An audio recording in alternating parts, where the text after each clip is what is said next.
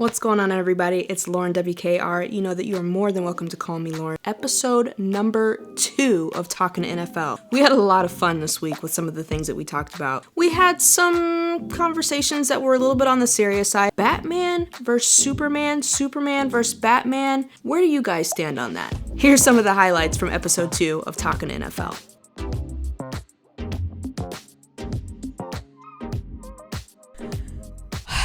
Oh boy. Mr. Jack Del Rio. Jack Del Rio decided to take to Twitter and make some comparisons, some what I and probably a lot of other people deem as unfair comparisons between the riots that happened with George Floyd. What are we looking at? Like 2 years ago now? The riots that happened with George Floyd, in comparison to the chaos that took place on Capitol Hill on June 6th of 2021. And if you want to know my honest to God opinion as far as why he said what he said, I think he said what he said because the George Floyd riots were predominantly conducted by African Americans, whereas the Capitol Hill takeover attempt was predominantly done by Caucasians. There is such thing, chat. There is such thing as people going through life not having experienced certain things. And when you don't experience certain things that other people experience, for a lot of people, chat, believe it or not, for a lot of people, it's very difficult for them to sympathize or to have empathy, or really just to even put themselves in that individual's shoes. You know, I've never had to struggle for anything. I know what it means to work to get to where you want to go and to get what you want in life, but I've never been poor. I've never any of that. But at the same time, I do acknowledge that there are people in the world that didn't have the upbringing that I had. People were killed in the Capitol Hill takeover. They were instructed and influenced by former President Donald Trump to do what they did. Hearings are going on right now. What's going to come of them, I don't know. I condone and applaud Coach Rivera for taking the stance that he took. And again, hopefully it's a lesson learned. Self-awareness, self-integrity is key. Hopefully he learns from this. I think he will. I think he will.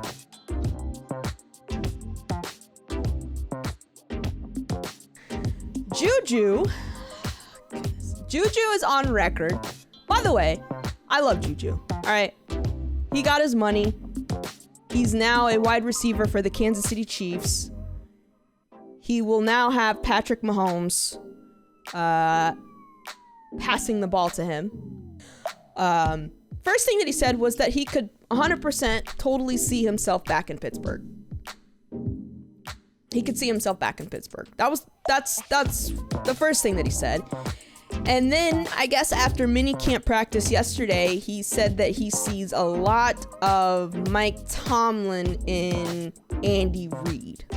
Let's say that JUJU doesn't make a play. I could see Andy Reid getting upset about that. I could see Andy Reid being like, come on now. You know, you make those plays in practice like drinking water. You got to make those plays on game day. I could see Andy Reid being like that. On the other hand, I could see Coach Tomlin getting up in that ass. Okay? That's just the type of fiery guy that Mike Tomlin is. Like, he's not going to sit there and say, come on now. He going to go over there with that finger and say, you know what you're supposed to do. You know we've been practicing that play all week. You know you were supposed to make that play. You're going to sit here until you get your mind right, and you're going to make some plays for this team. I wish he was still a Pittsburgh Steeler. He does not think First, he doesn't like Superman. Let's throw that out there. Joe Burrow does not like Superman. That's the first thing. And 2, he does not think that Batman is a superhero. And 3, Batman beats Superman. Yeah, he let's talk about that. Batman is hella rich. Okay? Batman is hella rich. He's got all the money. He could just sit on the hill and just be partying and just not doing nothing. But he still chooses to fight crime, chat. He still chooses to. He doesn't have to do it. Spider-Man will see an old lady getting robbed and help. Bruce Wayne would have kept. That's not true. Batman would do the same thing that Spider-Man would do. Well, actually, Batman has to go change his clothes to go help. That's Peter Parker just would have helped, right? He just would have helped.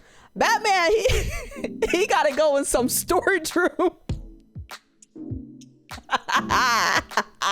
I like Joe Burrow because he creates content like this for us. If he continues down this road, I think we're gonna have a lot of fun with Joe Burrow and the things that he says and the topics and the content that we can create.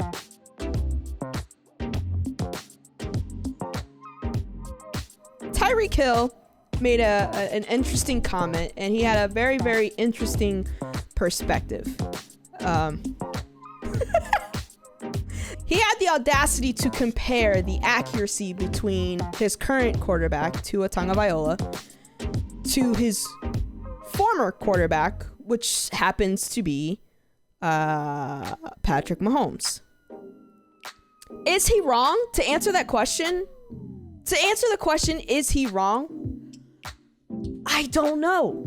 What in the world can you truly decipher? What in the world can you truly surmise out of a freaking minicamp? What can we really surmise and really tell from minicamp, bro? I really want to know how accurate Tua Tagovailoa is going to be when he's being blitzed and Tyreek is his target, and how Tyreek, if he's even able to catch the ball, and how, if he catches the ball, how he was able to catch the ball. All he had to say was he was blessed to play with 2 great quarterbacks, one in KC and now in Miami. Boom.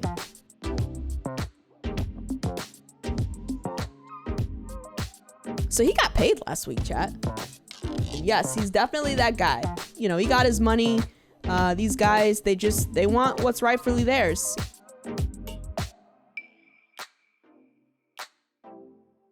I don't know if it's safe to say that things are getting ugly with Jimmy G and the 49ers.